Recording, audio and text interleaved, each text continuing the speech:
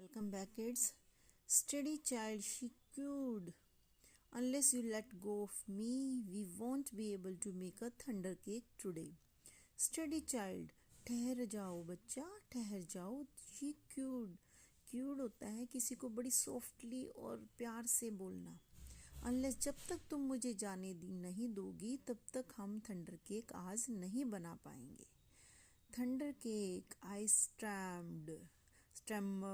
Stammered होता है रुक रुक कर बोलना, डर के मारे. जैसे उसे लाइटनिंग की स्ट्राइकिंग की आवाज़ आ रही थी गुड़िया को, तो उसकी रुक रुक के बोलने की डर के मारे आवाज़ आ रही थी. तो वो कहती thunder cake. As I hugged her even closure.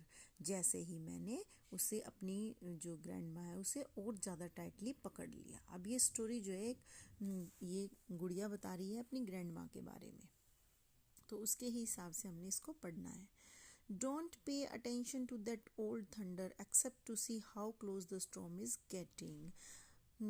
जो ग्रैंड माँ है उसे कहती है कि तुम उस थंडर की तरफ ध्यान मत दो कोई भी, जब तक कि मतलब कि तुम्हें क्या ध्यान देना है कि वो स्ट्रॉम जो है वो कितना हमारे क्लोज में आ रहा है, कितना हमारे पास में आ रहा है, कितना मतलब जितनी ही उसकी आवाज़ जो है हमें तेज़ सुनाई देगी उतना हमें पता चलेगा कि स्ट्रॉम आने वाला है. बाकी तुम थंडर के बारे में कुछ मत सोचो. When you see the lightning start counting. जैसे ही तुम्हें लाइटनिंग दिखाई दे तुम काउंटिंग बोलना स्टार्ट कर दो. जैसे 1 2 3.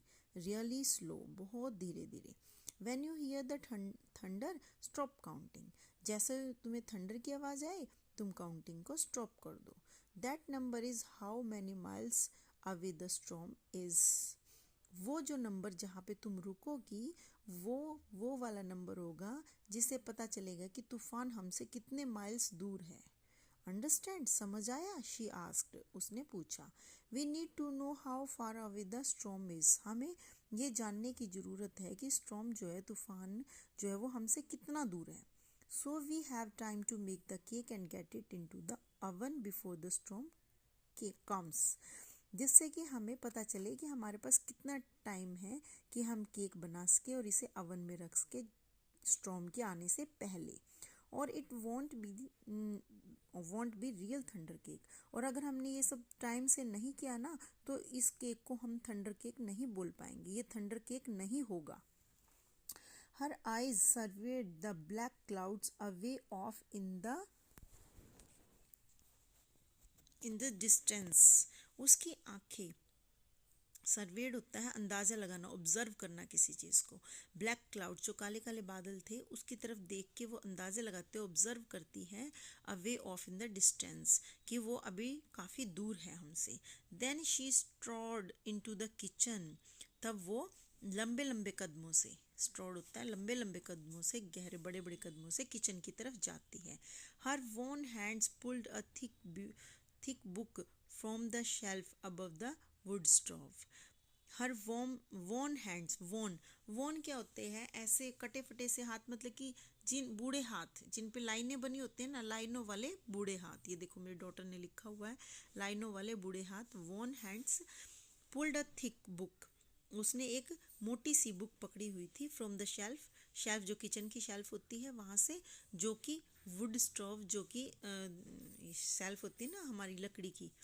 From the shelf above the wood stove, लकड़ी का जो स्टोव था उसके ऊपर जो शेल्फ थी उसके ऊपर से उसने मोटी सी बुक अपने हाथों में, जो कि बूढ़े हो चुके थे, उनमें पकड़ी हुई थी. Let's find that recipe child.